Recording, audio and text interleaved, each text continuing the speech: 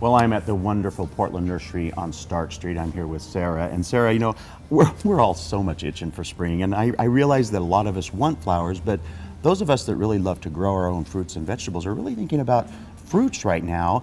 Tell me about this great selection of plants and why you chose them as blueberries to put in pots. Sure, yes. So I didn't tell you this before, but blueberries are the #1 plant that I recommend. If you're only gonna have one plant, I think blueberries are the one for you. And why is that? Well, not only are they ornamental, but they're yummy and they're easy. Yeah. And so that's why we picked some that could go in pots. So for people with small spaces or who want to kind of snack on their way, you know, with into the house, like keeping them on the patio. And there's lots of bigger varieties of blueberries that you can plant out, but we specifically chose smaller ones for pots to accommodate kind of anyone's lifestyle. So let's talk about them. Definitely. So my #1 pick is going to be the Sunshine Blue. This one is a pretty mature plant here, so it's a lot bigger than the others, but this one is one I have in my own yard. It's semi-evergreen. It's got beautiful fall color, and it will do better having other blueberries planted to pollinate, but it will be self-pollinating as well. So that's my #1 pick. I picked out some other ones that are a little bit smaller. So like this one here, Top Hat, is gonna get to be 18 by 18 inches. So that's small. It's really small. I mean, you could put that anywhere. Yeah. I should say all of these are gonna need full sun. Okay. Yeah. Very hot full sun. But it's going to have the beautiful fall color as well. Yeah. And the blueberry fruit, as they're developing, look like a very dainty, pretty bell-shaped flower. It's got a very unique coloring to it.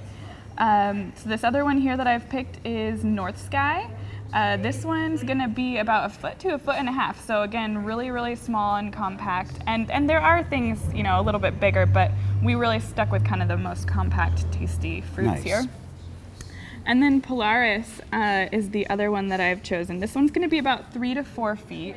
And it's got, you know, some really nice fall red color as well. And I don't remember, this must be a newer variety. This one is one I haven't heard of recently. Polaris, I feel like it's been around for a while now. And still a nice lower growing one though. Yeah, so it's kind of in that, you know, 3 to 4, not quite as dwarf size as these ones, but I think that's a good size for a patio as well. So now I have to say I've heard of the branding of Brazzleberry, but I hear it's a whole new brand now, like Bushels and Berries. I don't know, but the point is it's good. Yes, it is good, and it's this is a line that's marketed for patio or pot fruit. So this is a blueberry along the same lines as their raspberry.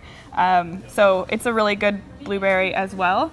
Gonna have a little higher price tag than some of these other ones that I feel like are gonna be just as good in a pot. So. And what about soil? Is there a special soil or anything? Well, when you're potting up in a pot, you're gonna want a potting soil. So that's why I chose this EB Stone, although a lot of different potting soils could do. And then blueberry is also like acidic soil, so I chose this Rhodea azalea and camellia food to give it a little bit of the acidity there. If you were planting in the ground, you'd want to go with a more acidic compost. So Sarah, we have a container here. It seems a bit small to me, but some of them can handle this one, right? Yeah, this particular plant's only going to get 18 by 18 inches, so it's going to be quite small. This is as small of a pot as I would move into, but the other ones you're going to be able to pot and they'll be happy for maybe a year or two, and then you're going to have to kind of pull them out of the pot, you know, kind of check and see how the roots are doing. Okay. If it's getting tight, you're going to need to up pot it or prune the roots. So really it's just paying attention to the plant after every year or so and seeing how it's behaving. Yeah, especially, I mean, these are small, but the bigger ones, they're going to need eventual up potting, or it's, you know, it's a great temporary use for maybe someone who's renting and doesn't want to plant in the ground yet or something like that. Perfect. So. And I'm going to assume that spring is busy, so should people give you a call to make sure you have any of these specific varieties available? Yeah, we have our biggest selection now, and we just dwindle down through the year. The jelly bean especially is going to be tight, so I would call on that one.